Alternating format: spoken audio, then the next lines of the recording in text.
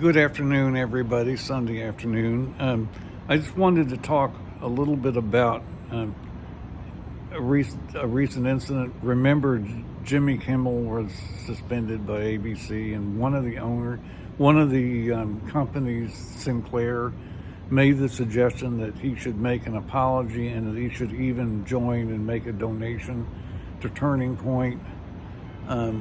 It's very disturbing to me, the idea that to speak, you should be expected to join a particular organization or support a particular cause publicly before you can speak for yourself. That's very disturbing.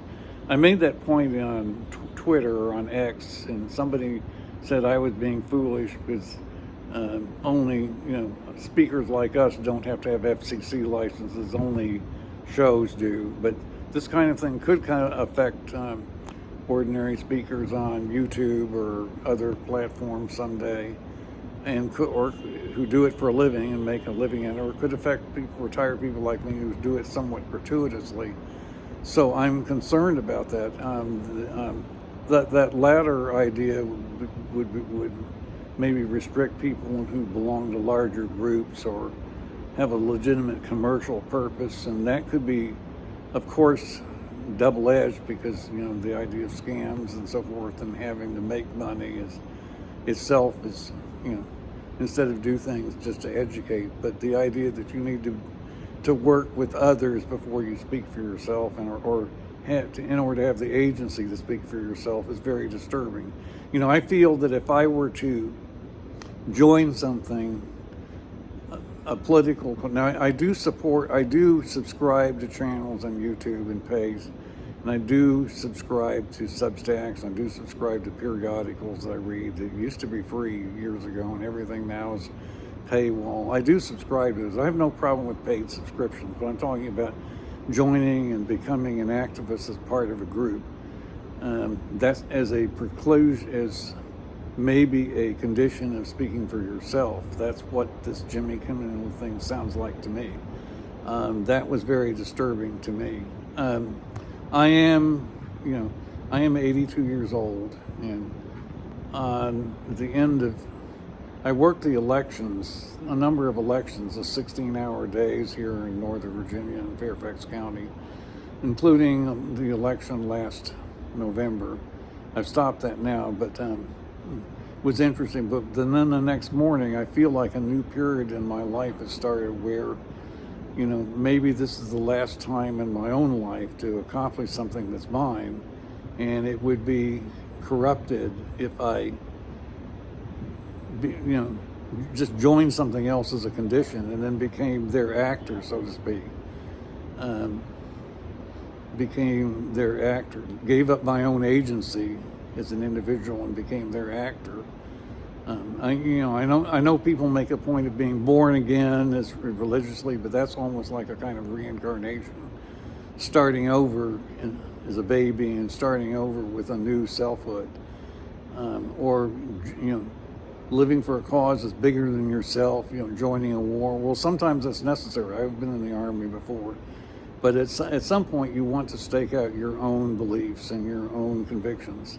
And this is maybe the last period in my life to do that. I'm 82. I don't have any obvious health problems now, but you never know when there will be one. So this could be the last time in my life. So yeah, I'm very disturbed, and particularly about any erosions to free speech and any ideas that you have to owe somebody loyalty or pander to them to be allowed to be heard from and be allowed to be in public. That's what Trump is implying with some of his statements, but the left has done that too. And during this last period in my life, that's just very disturbing to me. The Join or Die, there was a movie called Join or Die last year, and I'm not much of a joiner. I want to have my independence. That's always been very important to me. I am working on the fourth DAD Do Ask Do Tell book, and it has a biographical part that may be just online, and then some discussions of some of the very serious issues. One of them is the gender issue. And I'm having trouble keeping this steady. And some other things, the election integrity, the issue of substantive due process, the lone wolf idea, some other issues I want to bring everything up to date. I actually have one organization as a beneficiary in my trust, and could be a problem because it's supporting something I can't really support.